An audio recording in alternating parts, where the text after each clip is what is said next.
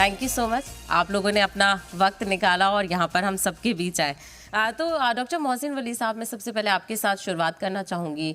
हम डायबिटीज़ की यहाँ पर बात कर रहे हैं, चलिए डिकोड करने की इसमें कोशिश करते हैं। डायबिटीज़ है, शुगर है, और टाइप 1 टाइप 2 ये सारी चीज़ें क्या है, प्री डायबिटिक भी एक टर्म आ गई है। तो सबसे पहले यहाँ पर हम जो आम जनता है उसको बेदार करना चाहेंगे, समझना चाहेंगे कि ये आखिर है क्या चीज़। जी, थैंक यू वेरी मच साहिबा, और आपके चीफ एडिटर साहब यहाँ मौजूद हैं, सीईओ साहब मौजूद हैं। बड़ा अच्छा इनिशिएटिव है और आपके जी मीडिया ग्रुप को मैं मुबारकबाद देता हूँ इस बहुत ज़रूरी, और ये पूरे हम 140 करोड़ लोगों को एड्रेस कर रहे हैं। हम सिर्फ डायबिटिक्स को नहीं एड्रेस कर रहे हैं, हम पूरे देश को एड्रेस कर रहे हैं आपके प्लेटफॉर्म से। और क्योंकि सबके ब्लड में शुगर होता है, इसलिए डायबिटीज़ से डरने की ज़रूरत नहीं है। शुगर की एक कट ऑफ लाइन कहाँ होती है उसको जानने की ज़रूरत है। और डायबिटीज़ सिर्फ शुगर की बीमारी नहीं है, ये पूरी बॉडी की बीमारी है। इसको हम टेक्निकली हम ये कह सकते हैं कि ये एक सिंड्रोम है और मेटाबॉलिक सिंड्रोम है। और मेटाबॉलिज्म का मतलब ये होता है कि जब हम कुछ खाते हैं वो ब्लड में जाता है और हमारे बदन का हिस्सा बनता है, शरीर का हिस्सा बनता है, तो उस बीच में कहाँ गड़बड़ हो जाती है, जो शुगर जो है वो इस्तेमाल नहीं होती है, और उसका इस्तेमाल सही ना होने से वो सेल्स में नहीं जाती है। क्या डिफेक्ट्स होते हैं, इसकी स्टडी, इसी को हम डायबिटीज़ में कवर करते हैं। और डायबिटीज़ का मतलब आपने बहुत अच्छा कहा कि शुगर बढ़ती है, शुगर हो जाती है, हम सब मीठे हो जाते हैं। और इसकी शुरुआत भी मीठे यूरिन को चेक कर हुई थी। मेलिटस का मतलब होता है स्वीट यूरिन। तो डायबिटीज़ जो है वर्ल्ड में डायबिटिक डे बनाया जाता है जो 14 नवंबर को है। और 14 नवंबर वर्ल्ड डायबिटीज़ डे में हम उन ग्रेट साइंटिस्ट को याद करते हैं। और इंडिया में तो 14 नवंबर की और भी इस डेट की बहुत सी इम्पोर्टेंस होती है। तो सबसे अच्छा ये होता है कि हम शुगर की जब बात करते हैं तो बस एक छोटी सी चीज़ समझ लें, मैं 1 मिनट में बता देता हूँ, और वो सब चीज़ का क्रक्स है, सार है। मैं जब यहाँ बैठ के आपसे बात कर रहा हूँ तो मेरी शुगर औसतन 100 मिलीग्राम होगी पर डेसीलीटर। तो 1 लीटर में 1 ग्राम शुगर पे मेरा बदन, मेरा शरीर काम कर रहा है। और बॉडी में 5 लीटर ब्लड होता है, तो 5 लीटर ब्लड में 5 ग्राम शुगर पर हम और आप काम कर रहे हैं। हम दौड़ भी सकते हैं, बात भी कर सकते हैं, सो भी सकते हैं, जाग भी सकते हैं। उस 5 ग्राम शुगर में हम पूरे दिन कितनी शुगर बदन के अंदर दाखिल करते हैं, मैं तो कहता हूँ लोगों से उंडेलते हैं, तो वो क्या कहाँ जाएगी, किस तरह से वो इस्तेमाल होगी। अगर हमको ये समझ में आ गया तो फिर कभी भी डायबिटीज़ का शिकार नहीं हो सकते। हमको वहीं पे ब्रेक लगाना है। और दूसरी वजह ये होती है कि हम उस शुगर को इस्तेमाल करने का जो तरीक़ा है, एक्टिविटी है, एक्सरसाइज है, व्यायाम है, चलत फिरत है, जिसकी हम 10,000 step per day on an average बात करते हैं, वो नहीं करते, दूसरी गलती। और इसके अलावा हम उसको बढ़ाने के लिए ऐसे हार्मोन्स निकालते हैं जिससे जो जितनी हम शुगर खाते हैं वो जो हमारे बदन के स्टोर्स होते हैं उसमें से वो निकल के और ज़्यादा हो जाती है, तो हम डायबिटीज़ को कंपाउंड करते जाते हैं। तो ये अगर थ्योरी समझ में आ जाए तो आपके प्रोग्राम का मकसद जो है वो पूरा समझ में आ जाएगा। यही मेरा इसमें फ़र्स्ट एक्सप्लेनेशन है। बिल्कुल, कहीं ना कहीं थ्योरी को समझना। और जब और अक्सर हमने देखा है डॉक्टर साहिबल, अक्सर हम देखते हैं कि बहुत सारी बीमारियां हैं, हम यहाँ पर डायबिटीज़ की बात कर रहे हैं, हम उसके बारे में तब जानने की कोशिश करते हैं जब हमें वो चीज़ हो जाए। तो क्यों ना ऐसा किया जाए कि हम जो ऐसी मेजर कॉजेज़ हैं, ऐसी मेजर बीमारियां हैं, उनके बारे में हमें पढ़ने की ज़रूरत है। अगर हम पहले से ही अवेयर होंगे तो हम कहीं ना कहीं कहते हैं ना कि prevention is better than cure. तो वो किस तरह से लोगों को इसके लिए बेदार किया जाए? सबसे पहले मैं जी मीडिया, तारिक साहब, सीएफओ साहब, सभी को इस बात से कॉन्ग्रेचुलेट करता हूँ कि एक बहुत अच्छा टॉपिक आप लोगों ने चूज़ किया है, जो कि ज़्यादा इम्पोर्टेंट हो गया है। अगर हमने कोविड देखा है तो इवन कोविड के बाद भी ये डायबिटिक का जो एपिडेमिक है कोविड से कई गुना ज़्यादा है।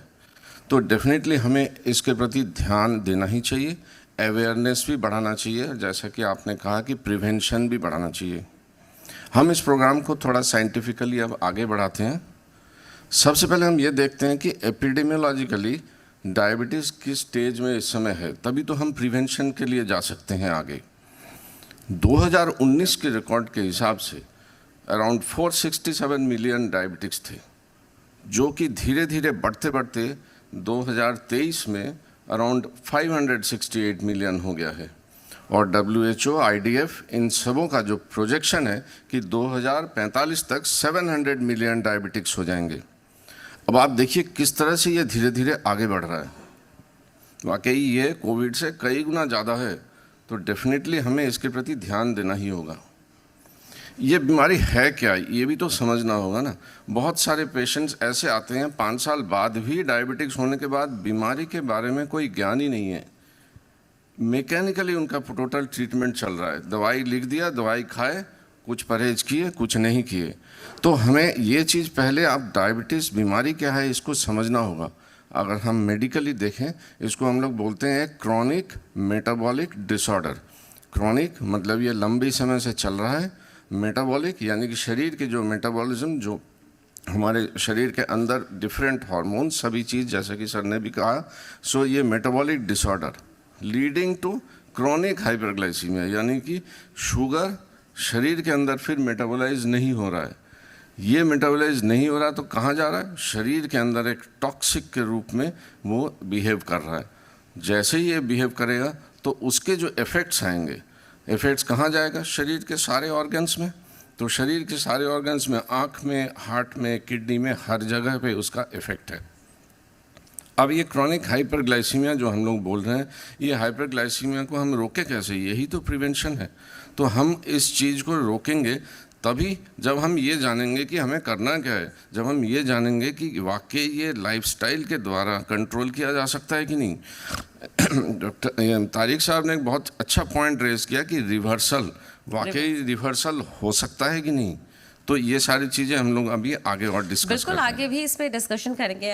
वली साहब, आपने कहा मिठाई का जिक्र किया, तो यहाँ पे बहुत सारे कॉमन लोग जो है वो मिठाई को लेकर भी बहुत सारे सवाल करते हैं। बहुत सारे डायबिटिक पेशेंट होते हैं, वो छुप छुप कर मिठाई खाने की कोशिश करते हैं।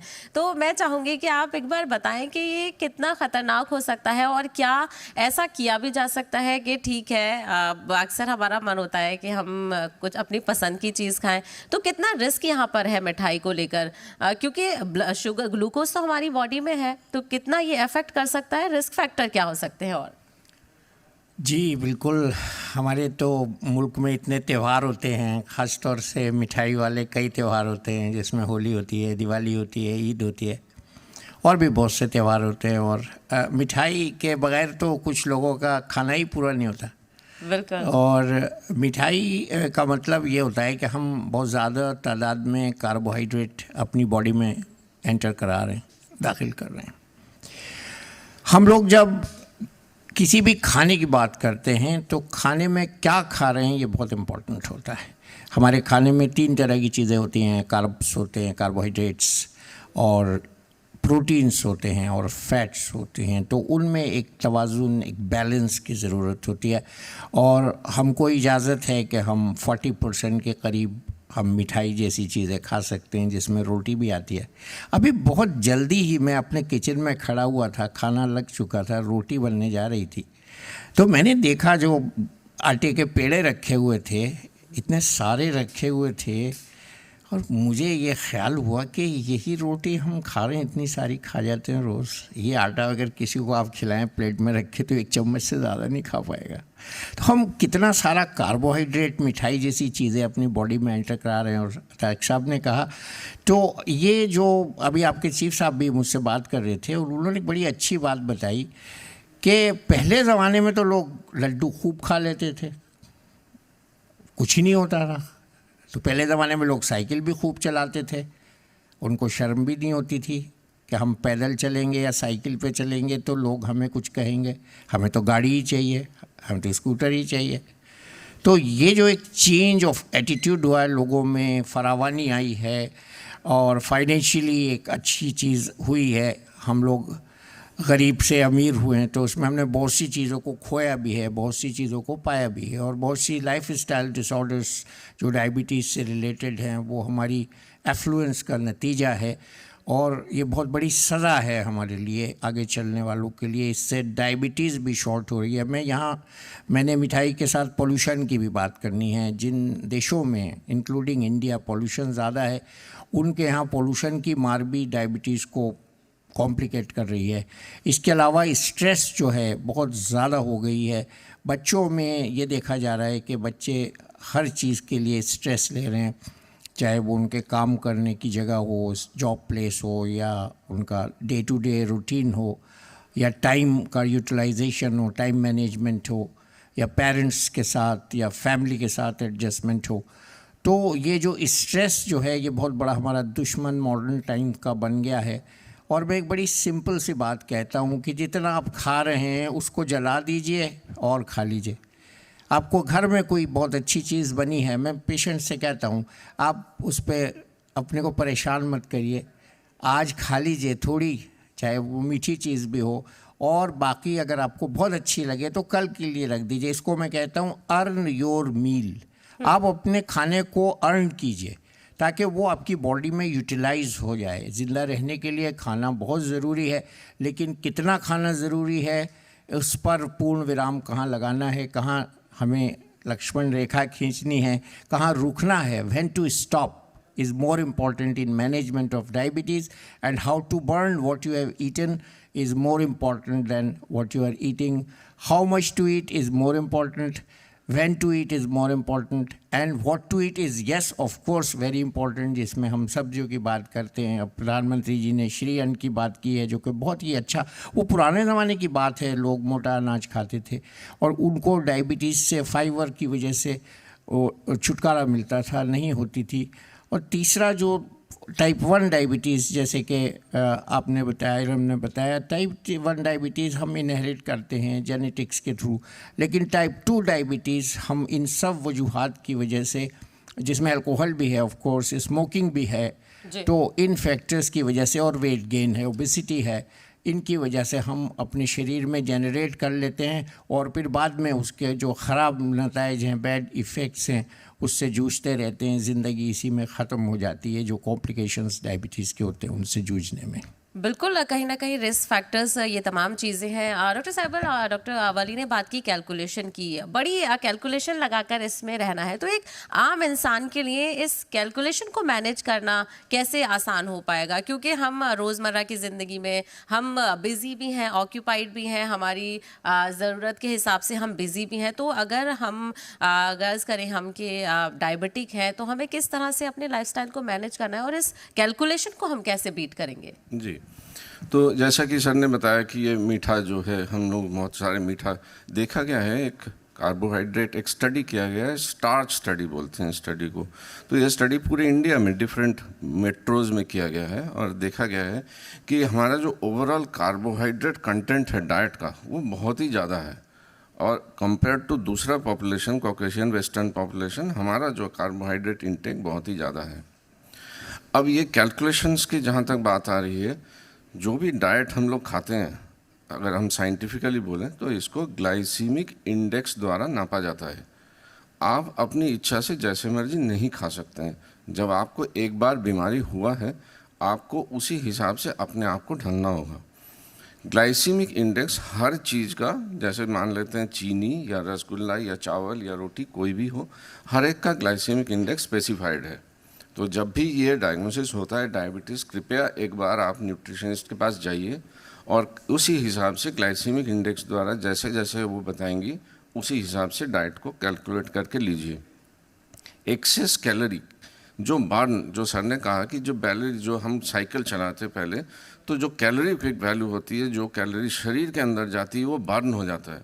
तो हम अगर कैलोरी को बर्न नहीं करेंगे तो शुगर नेचुरली हाई हो जाएगा।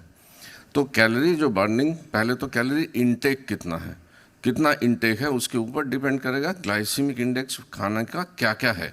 तो ग्लाइसीमिक इंडेक्स को देखते हुए हमें उसी हिसाब से डाइट को डिज़ाइन करना होगा कि हम सुबह से शाम तक ये चीज़ खाएंगे। टोटल जो कैलोरीफिक वैल्यू हमारा होगा दिन भर में कांस्टेंट रहता है, जैसे 1600 1800 जितना भी हम लोग कहते हैं जो डॉक्टर प्रिस्क्राइब करता है, आप उस डाइट में एक्सचेंज कर सकते हैं। इस पर्टिकुलर चीज़ की जगह पे दूसरी चीज़ ये आप खा सकते हैं, बट ऐसा नहीं कि सारी चीज़ें आप खा लेंगे और डाइट का जो टोटल कैलोरीफिक वैल्यू उसको बढ़ा लेंगे, ये नहीं हो सकता है। अब आते हैं फिज़िकल एक्सरसाइज। हम लोग ये कहते हैं कि हाँ, फिज़िकल एक्सरसाइज ज़रूर करिए।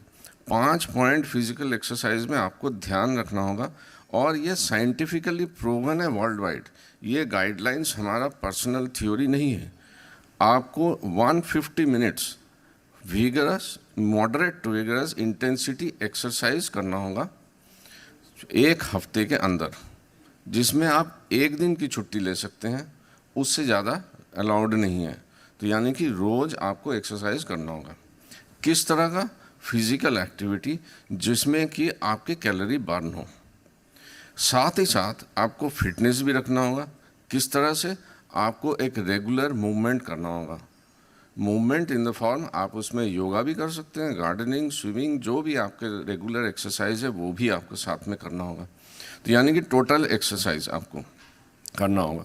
नेक्स्ट आता है बैलेंस ट्रेनिंग। देखा गया है कि जैसे जैसे हम एज होता है तो हमारे गिरने के चांसेस ज़्यादा हो जाते हैं। तो अगर हम शुरू से ही बैलेंस को ट्रेन करेंगे तो डेफिनेटली हम लंबे समय तक एक फिट और एक अच्छी क्वालिटी को जी पाएंगे। सो ये बैलेंस ट्रेनिंग इम्पॉर्टेंट है। तो बहुत सारे लोग कहते हैं कि योगा करिए। योगा आप ज़रूर करिए।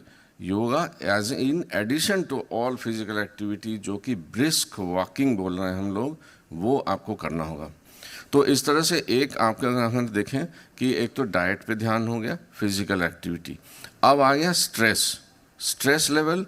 शहरीकरण को द्वारा जितनी भी स्ट्रेस लेवल हमारी बढ़ गई है, उसको तो हमें किसी न किसी तरह से मैनेज करना ही होगा। चाहे आप मेडिटेशन करें, चाहे आप अपनी प्रायोरिटी जो है उस पर ध्यान दे के रेस्ट ऑफ द थिंग्स को कम करें। दुनिया में हर चीज़ आपको मिल जाएगा, ये कभी भी नहीं हो सकता है। इस चीज़ को समझें और डेफिनेटली अपने शरीर के प्रति फर्स्ट प्रायोरिटी रखें। बिल्कुल, कहीं ना कहीं तो बात घूम फिर कर हम देख रहे हैं हमारे लाइफस्टाइल पर, हमारी फिजिकल एक्टिविटीज़ पर आ जाती है। हम कोशिश करें कि ज़्यादा से ज़्यादा इन चीज़ों में इन्वॉल्व रहें ताकि हम कोई भी बीमारी हो उससे अपने आप को दूर रख सकें। और स्ट्रेस की बात आपने की डॉक्टर साहब, बहुत सारी चीज़ें ऐसी हैं जो कहीं ना कहीं कोई नॉर्मल इंसान है, और ख़ास करके हम अगर नौजवान की बात करें तो अगर वो उनको डायग्नोस हो कि वो डायबिटीज़ है, तो ये भी एक स्ट्रेस फैक्टर बन जा रहा है। तो इससे भी कैसे अपलिफ्ट करना है, ये भी एक अहम मौजू हो जाता है। चलिए, तो फर्स्ट सेशन को यहीं पे मैं कंक्लूड करना चाहूँगी। बहुत शुक्रिया डॉक्टर वलियान, डॉक्टर साहिबा साहब, आपने इस चीज़ को समझाया और आगे इसके क्या क्या है, या रिस्क फैक्टर्स और रिस्पॉन्सेज ये थे, आगे और क्या कुछ कॉम्प्लिकेशंस हो सकते हैं और कैसे हमें इसका ध्यान रखना है, इस पर भी बातचीत करेंगे। बहुत शुक्रिया आप लोगों का। Thank you. Over to you.